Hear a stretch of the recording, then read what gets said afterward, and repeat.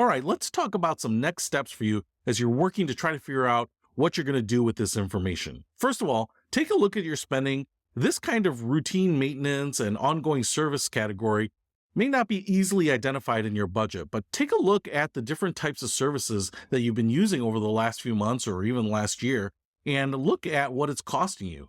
And who are those vendors? Can you Google schools and vocational schools in your area that might be able to provide the same services that you're using and take advantage of the discounted prices, but also help out students that are trying to get real world experience? So maybe you can get your teeth cleaned or your car fixed at one of these schools and save yourself some money, but also help your local community.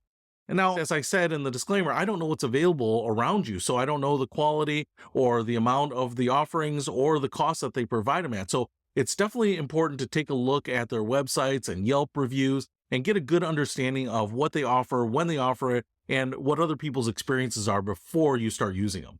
However, once you give it a try, you might be so happy that you refer it to other people. You might use it on an ongoing basis to help reduce your own costs. Vocational schools might just be another option in your repertoire to keep your costs down and put money in your pocket over the long run. So thanks everyone for joining me. I hope you got some good ideas from today, and I look forward to seeing you at places where we can both get great prices on great products.